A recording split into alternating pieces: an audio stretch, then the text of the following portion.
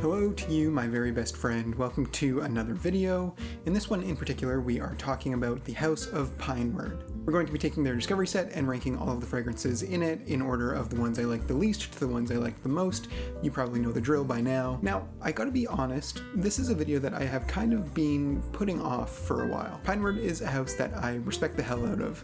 They clearly put a lot of love and care into what they do, and I believe, I could be wrong, but I'm pretty sure it is a one-man band. As far as I know, I believe everything is handled by the perfumer. So on the one hand, I really admire them. They are a small company and I want to give them as much hype and attention as I possibly can. But on the other hand, a lot of these fragrances were misses for me. Ordinarily, this isn't such a big deal. I mean, I'll talk smack about whatever multi-million-dollar companies because who cares?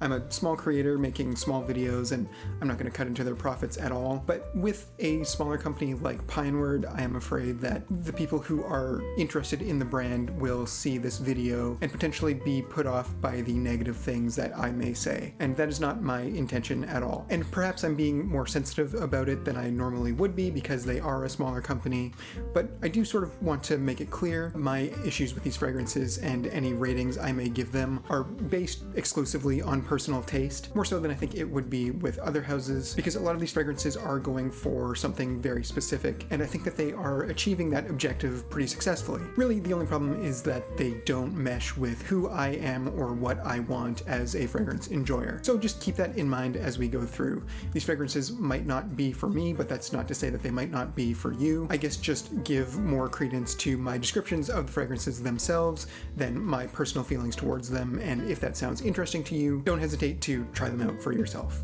Okay, so speaking of my own personal bias against a fragrance, at number 9, let's start off with Noki. This is a fragrance that I will not give a rating to.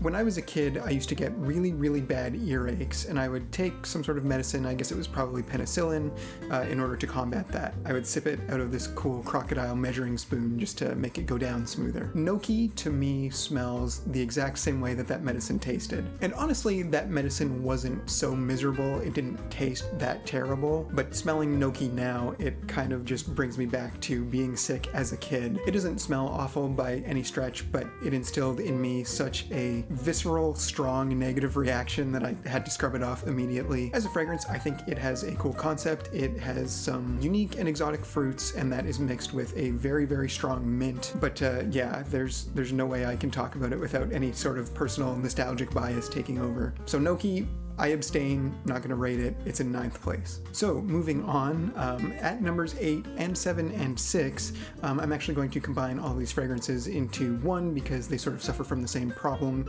These fragrances are Alpharin, Ginger Moss, and Gelato. So almost all of these Pineward fragrances have something going on, and I'm really not quite sure what it is. In some fragrances, it works a little bit better, but in these 3 in particular, I think it hinders them. They are very thick, almost syrupy. I find that they kind of collapse in on themselves. In some of these fragrances, and these 3 specifically, you get this thick, syrupy fragrance that doesn't smell bad, but it does seem like there's something missing, and I feel like all 3 of them are missing out on something that will reach out and grab you. Some unique thing for each of them that will give them their own identities. Alpharin for me kind of smells like a floral fruity syrup. Ginger Moss smells like a citrusy and earthen syrup, and Gelato smells like, well, kind of like a gelato adjacent syrup. And it's not just that they smell syrupy, it's also that they kind of behave that way physically as well. I'll try and film it in some B-roll. I don't know how well it will translate on camera, but when you spray these fragrances on, they don't diffuse like a normal fragrance does. They're very viscous. They come out of the bottle and sit on your skin much like an oil would. I don't know if that has to do with maybe a very high fragrance oil concentration, or maybe it's the type of natural raw materials used,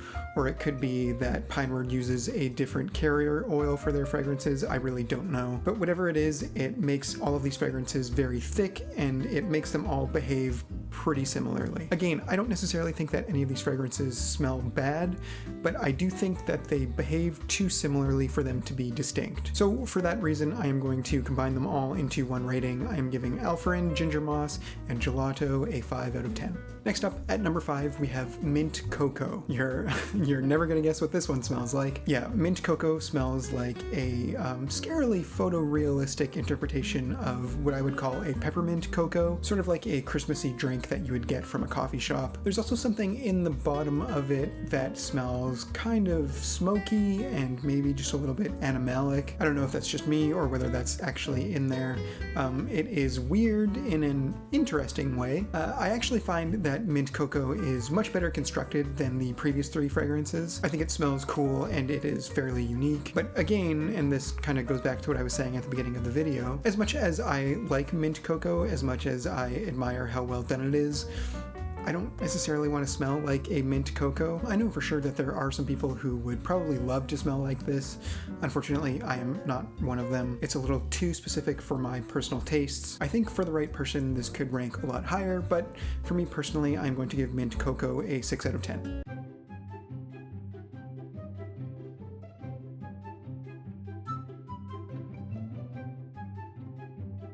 So next up is a fragrance that is technically not by Pineward. The way I understand it, this is the sister company. This is one of the more difficult to pronounce brand name, fragrance name combos I've ever had to do on this channel, so I apologize if I say it wrong. But at number 4, we have the Paradam by Apotheker Tepe. So now this is a weird fragrance. I think it is best described as smelling like a combination of a fresh loaf of bread mixed with a horse barn. There is a very strong hay note that I get. It's also very animalic, kind of sweaty, and also on the verge of being poopy. If that sounds strange, it is. Definitely one of the most unique fragrances I've ever smelled. Again, this is a fragrance that I think ranks very high on the artistic scale, but in terms of wearability, it's not. Or at least it's not wearable for me. I'm pretty sure I have seen people online who are asking for fragrances that smell like a horse barn. If that is you, this is probably a great fragrance to try out. As artistically interesting and unique as I think that the Paradam is, there's just no way that I would wear it. It's just a little bit too weird. I'm going to give the Paradam a 6 out of 10. Okay, we're into the top 3 now. In 3rd place, we have Delfino. This is a really awesome fragrance, and despite its ranking in 3rd, I think it is probably the standout of these group of 9. Delfino is primarily a tomato leaf fragrance. It starts out very citric, a really bright combination of orange and lemon, and it dries down very green, very vegetal. And again, and I really give Pineward a lot of credit for this, the tomato leaf smell is really wildly photorealistic. If you're like me and you have family members who grow tomatoes in the summer, or you have grown them yourself, you will be no stranger to this smell. It's like scarily accurate to the real thing. There's also this really, really cool and unique facet to this fragrance that makes it smell prickly. Like, I know tomato plants don't have thorns on them, but when you smell it, it has that sort of barbed, prickly smell. I really don't know what other words I can think of to describe it. I've smelled fragrances that are kind of gritty before, but never prickly like this. It's like the feeling of running your hand along a pine tree, but for your nose. It's super cool, super unique. I think that this might be the lightest of the Pineward fragrances, which I really like because, again, I think that some of them can be a little too heavy. I think on the scale that has artsy on one end and wearable on the other end, Delfino is somewhere pretty square in the middle. It's definitely interesting and super unique. Much like the Paradam, I've never smelled anything quite like this before, but unlike the Paradam, this is much more approachable, much easier to wear. And the only problem with it is, of course, that it's not to my personal taste. I can definitely appreciate this fragrance, but I'm just in general not a huge fan of green fragrances, of savory fragrances. Over time, I've certainly come to appreciate them more and more, but they're still kind of at the bottom of my list. Unfortunately, I'm just too basic, I guess. I like my sweet fragrances. I'd rather have a dessert than a salad, sue me. So I think Delfino is a fantastic fragrance that is just not for me personally.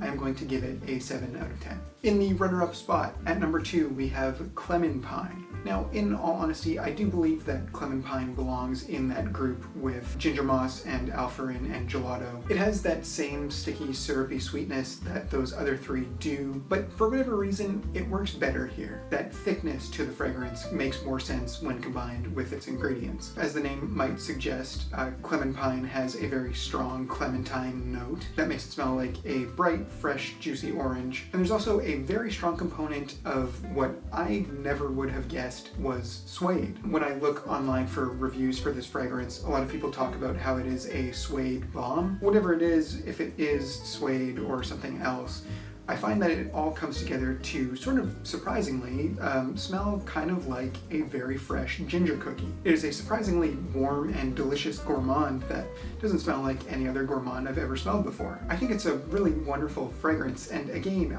I don't get leather in it at all. I know it's in there, but it's handled so well that I don't even notice it. I think that clementine is great. Is it slightly hypocritical that I am okay with smelling like a ginger cookie and not okay with smelling like a mint cocoa? But I think it smells awesome. I really, really enjoy wearing it.